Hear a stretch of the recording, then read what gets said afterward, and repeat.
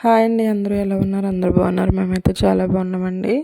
మీరు కూడా బాగుండాలని మనస్ఫూర్తిగా కోరుకుంటున్నాం. Welcome to my channel Ammu's kitchen and blog. ఈరోజు వచ్చేసి వీడియో ఏంటంటే లంచ్. ఈరోజు మీ ఇంట్లో ఏం చేశారో కామెంట్ చేయండి. నేనైతే ఈరోజు నాటు చిక్కుడుకాయలు ఉంటాయి కదండి, అవి అయితే కర్రీ కింద చేశానండి. చిక్కుడుకాయ టమాటా కర్రీ అంటే మీలో ఎంతమందికి ఇష్టమో కామెంట్ చేయండి. నేనైతే నాటు చిక్కుడుకాయలు ఉంటాయి కదండి, అంటే గింజలు ఎక్కువగా ఉంటాయి కదండి, అవి అయితే కుకింగ్ చేశానండి.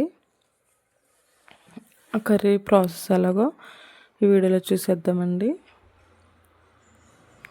ముందుగా అయితే ఒక మీడియం సైజు ఉల్లిపాయ ఒకటి కట్ చేసుకుని వేయించుకోవాలండి. ఒక 2 పచ్చిమిరపకాయలు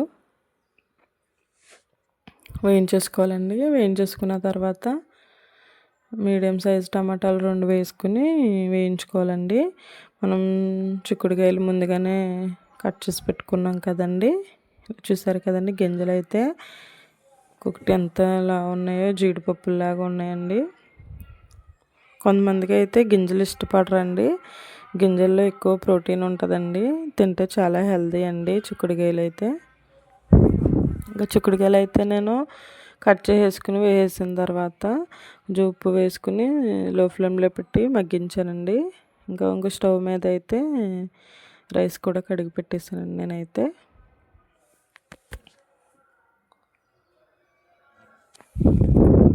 ఇంకా కూర అయితే మగ్గిపోయిందండి. మగ్గిపోయిన తర్వాత నేనైతే కొంచెం పసుపు, కొంచెం కారం వేసేసి కొంచెం కలుపుకోవాలండి. ఒకసారి కలుపుకున్న తర్వాత సరిపడా వాటర్ వేసుకోవాలండి. కూర ముక్కలు ఉడికేంత వరకు చిక్కుడుకాయ ఇవి గింజలు ఉంటాయి కదండి, ఎక్కువగా మామూలుగా అయితే వాటర్ వేసుకోకపోయినా బాగానే ఉంటుందండి, కానీ గింజలు ఉడకాలంటే కొంచెం వాటర్ వేయాలండి.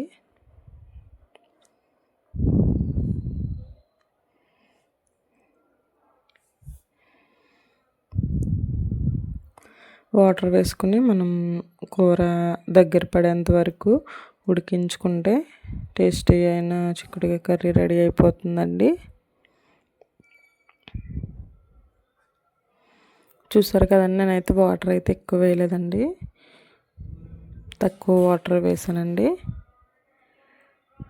అలా లో ఫ్లేమ్లో పెట్టుకుని మనం స్లో కుకింగ్ చేసుకుంటే స్లోగా ఉడికిపోతుందండి. కూర దగ్గరగా పడిపోయినప్పుడు మనం స్టవ్ ఆఫ్ చేసుకోవాలి. ఉప్పు అవి చెక్ చేసుకోవాలండి. చెక్ చేసుకున్న తర్వాత మనం సరిపోయిందా లేదా అని చూసుకుని అడ్జస్ట్ చేసుకోవాలి. ఇంకా ఇక్కడైతే మా హస్బెండ్ అయితే నరసాపురం వెళ్ళారండి. నరసాపురం నుంచి చేపలు, రొయ్యలు అవి తీసుకొచ్చారండి.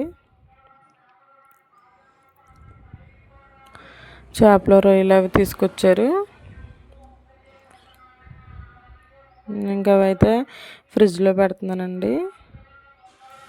పాలకొల్లుకి నరసాపురానికి చాలా తేడా ఉంటుందండి ఫిష్ కాస్ట్ అయితే.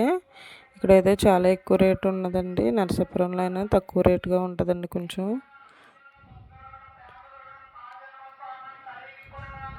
ఇక్కడైతే నేను ఫ్రిడ్జ్లో స్టోర్ చేసుకున్నానండి.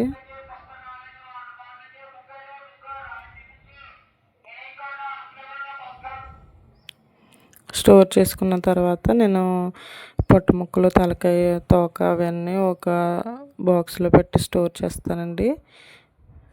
మీరు ఫ్రిడ్జ్లో చికెన్ కానీ, మటన్ కానీ, ఫిష్లు కానీ ఇవి స్టోర్ చేసుకోవాలనుకుంటే ఇలాంటి బాక్సెస్ ఆన్లైన్లో ఉంటాయండి. ఇవైతే మా హస్బెండ్ ఆర్డర్ చేశారండి. ఇవైతే ఎప్పుడోని వీటిలో పెట్టుకోవడం వల్ల అసలే మీట్ అనేది ఫ్రెష్గానే అనిపిస్తుందండి, ఫిష్ అయినా కానీ.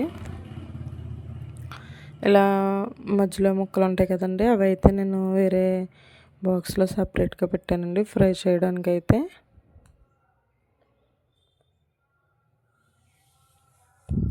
ఇంకా ఇక్కడైతే కట్టుపరికలు అయితే తీసుకొచ్చారండి మా హస్బెండ్ అయితే. ఇవైతే చేయించలేదండి, నేనే ఇంకా చేయించొద్దు తీసుకొచ్చి నేను చేస్తానని చెప్పానండి. ఇంకా అందుకని ఇంకా మా హస్బెండ్ ఇంకా తీసుకొచ్చేసారండి. ఈరోజు అయితే నేను అవి చేశానండి. నెక్స్ట్ వీడియోలో కట్టుపరుగుల కర్రీ ఎలా ఎలా తయారు చేయాలో నెక్స్ట్ వీడియోలో వస్తుందండి. ఇంకా పచ్చిరొయ్యలు కూడా తీసుకొచ్చారండి. ఇవి కాస్ట్ ఎంతో నాకైతే తెలియదండి, మామూలుగా తీసుకొచ్చారండి.